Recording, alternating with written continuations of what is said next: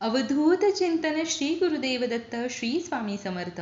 Hello, मी Priyanka. Welcome back to Priyanka's all content.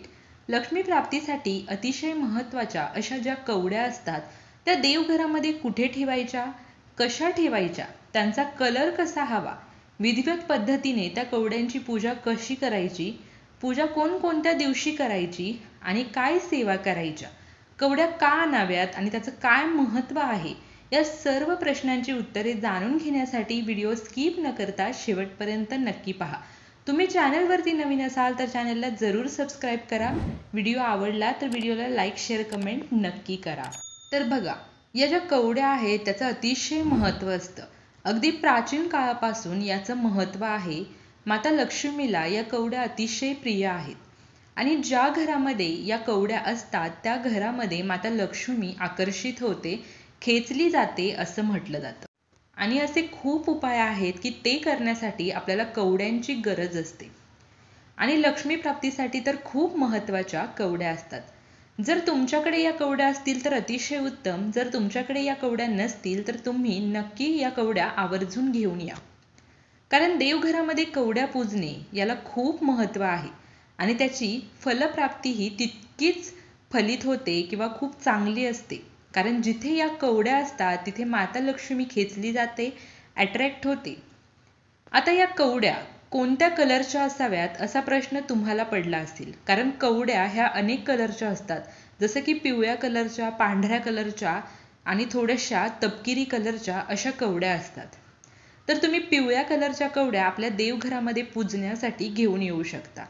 पण जर समजा तुम्हाला नाहीच पिवळ्या कलरच्या कवड्या मिळाल्या तर तुम्ही पांढऱ्या कलरच्या कवड्या घरामध्ये घेऊन या. पांढऱ्या कलरच्या कवड्या घेऊन आल्यानंतर तुम्ही काय करा, थोडीशी ओली हळद करा आणि ती ओली हळद त्या कवड्यांना लावून त्या कवड्या तशाच सुकायला ठेवा. 10-15 मिनिटामध्ये ते सुकून जाईल आणि त्या कवड्या आपण हळद लावल्यामुळे त्या पिवळ्या होतील. म्हणजे काय होतं की कधी कधी पिवळ्या कवड्या मिळत नाहीत, मग पांढऱ्या मिळाल्या तरी हरकत नाही. मग पांढऱ्या कवड्या आणून तुम्ही त्याला पिवळी ओली हळद करून लावा आणि त्या सुकवा, मग त्या पिवळ्या कवड्या होतील. पांढऱ्या कवड्या आणल्या तरी हरकत काहीच नाही, पण तुम्हाला त्या पिवळ्या हळदीने पिवळ्या कराव्या लागतील. जेव्हा अशा कवड्या तुम्ही नवीन आणता तेव्हा त्याची तुम्हाला पूजा कशी करायची आहे हे जाणून घेऊया. म्हणजे जर तुम्ही नवीन कवड्या तुमच्या घरामध्ये आणणार असाल तर तेव्हा त्याची पूजा कशी करायची. तर एका छोट्या ताम्हणामध्ये किंवा एका छोट्या डिशमध्ये तुम्ही या कवड्या ठेवा. त्यावरती थोडंसं पाणी, थोडंसं दूध, म्हणजे अशा पद्धतीने तुम्हाला पंचामृतने अभिषेक करायचा आहे त्या कवड्यांचा. कुठलीही मूर्ती असो किंवा देवाच्या रिलेटेड कुठलंही सामान असो, जेव्हा ते आपण देवघरामध्ये ठेवण्यासाठी आणतो तेव्हा आपल्याला सर्वात आधी पाण्याने, दुधाने त्याचा अभिषेक करून घ्यायचा आहे. त्याच पद्धतीने या कवड्यांचाही आपल्याला अभिषेक करायचा आहे. त्यानंतर तुम्ही एका छोट्याशा डिशमध्ये थोडेसे तांदूळ घ्यायचे आहे व त्या तांदळावरती तुम्हाला थोडंसं हळद आणि कुंकू वाहायचं आहे. हळद कुंकू वाहून झाल्यानंतर तुम्हाला त्या तांदळावरती त्या कवड्या ठेवायच्या आहेत. आता तुम्ही म्हणाल की तांदळावर हळद कुंकू का वाहायचं आहे. तर तांदूळ कधीही पांढरे ठेवू नये असं म्हणतात, त्यामुळे तांदळावरती थोडंसं हळद कुंकू वाहा आणि मग त्यावर तुम्ही कवड्या ठेवा. कवड्या त्याच्यावरती ठेवल्यानंतर त्या कवड्यांनाही तुम्हाला हळद कुंकू वाहायचं आहे आणि पूजा करायची आहे. तर यासाठी तुम्ही म्हणाल की छोटं ताम्हणच घ्यायचं आहे का, तर असं काही नाही. तुम्ही तांब्याचं छोटं ताम्हण घेऊ शकता.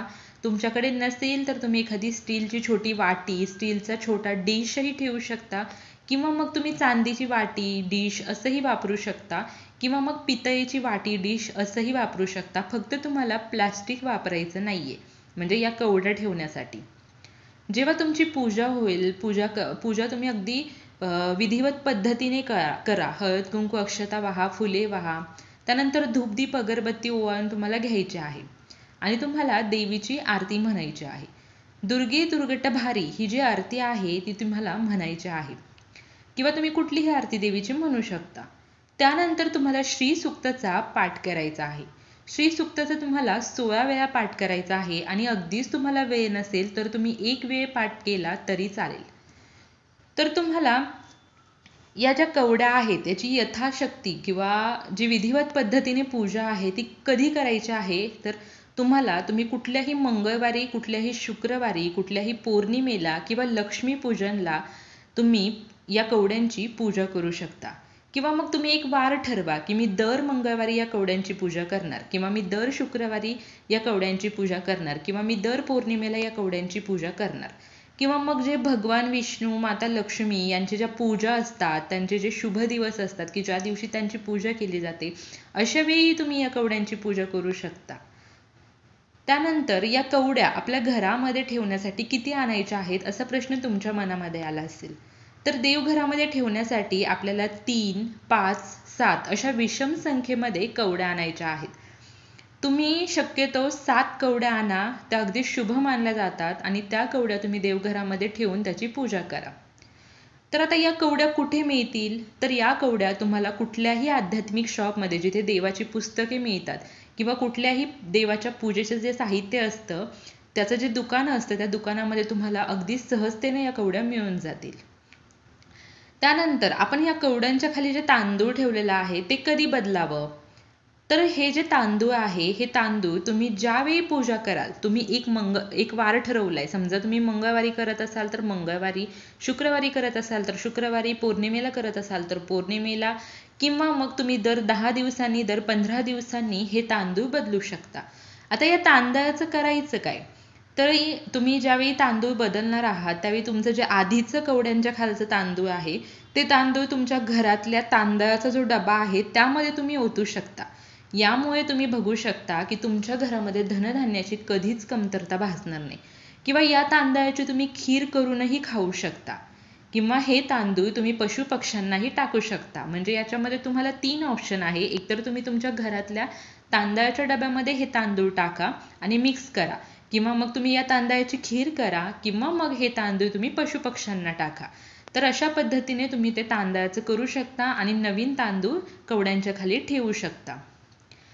तर या ज्या कवड्या आहेत या तुम्ही देवघरामध्ये कुठे ठेवायच्या आहेत, आता हा एक मोठा प्रश्न आहे.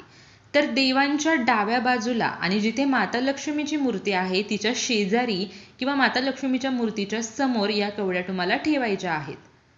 अशा या कवड्या तुम्ही कधीही घरामध्ये आणू शकता, याला कसल्याही मुहूर्ताची गरज नसते, कारण या कवड्या लक्ष्मी मातेला अत्यंत प्रिय आहेत.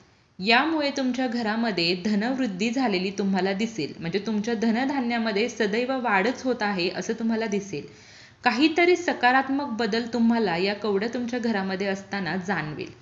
अखंड लक्ष्मी प्राप्तीसाठी तुम्ही या कवड्या तुमच्या घरामध्ये नक्की आणा आणि फक्त आणू नका, त्याची विधिवत पद्धतीने पूजाही करा. एखाद्या मंगळवारी जर तुम्ही पूजा करायला घेतली तर त्या कवड्यांचा छान अभिषेक करा, त्याच्या खालचं तांदूळ चेंज करा, हळद कुंकू अक्षता फुले धूपदीप अगरबत्ती अशा पद्धतीने पंचोपचारे पूजा करा, श्री सूक्ताचा पाठ करा. असं अगदी साध्या सोप्या पद्धतीने तुम्ही त्याचं पूजन करा आणि दररोज तुम्हाला त्या कवड्यांना हळद कुंकू वाहायला विसरायचं नाहीये. त्या पद्धतीने तुम्ही त्या कवड्यांची पूजा करू शकता.